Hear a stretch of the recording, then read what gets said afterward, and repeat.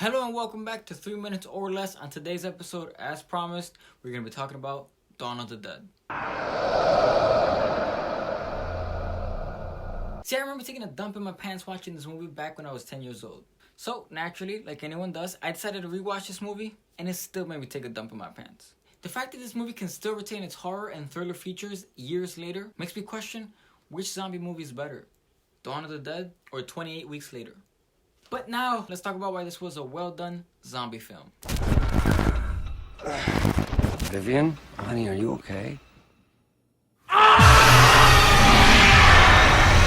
So the premise of the story for Dawn of the Dead is this main character named Anna waking up to her husband's screams of being attacked by a zombie.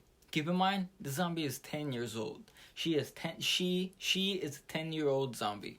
But nonetheless, she manages to escape her home just to see that her whole neighborhood is being attacked by these creatures. So naturally, like anybody does in a post-apocalyptic world, she manages to find a group of people who are also seeking shelter.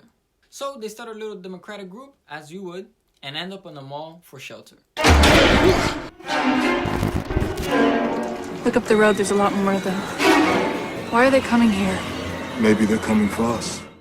Now this movie is definitely a must, because even though I only spoke about the main character, Anna, this zombie movie has more stories for all the characters in the group, seeking for help. Every one of these characters has interesting stories, and the zombies are an add-on factor to make this movie more thrilling and horrifying. We see these characters growing and analyzing what their next steps should be, or if they should stay in the mall for as long as their resources can provide them. See, this movie has you really thinking here. What are you gonna do when a zombie apocalypse actually happens in the real world? Will you even manage to survive? Are you a survivor?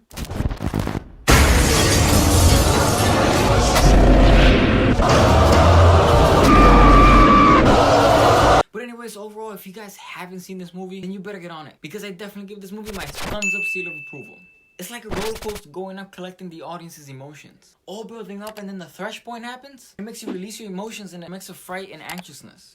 If you guys do want to check this out, this movie is out on your choice of streaming platforms for a price of $3.99. But that is it for this episode. Make sure to hit the subscribe button down below and smash that like button if you guys did enjoy this video. Stay tuned for a very interesting psychological movie directed by none other than Martin Scorsese, coming up this Friday.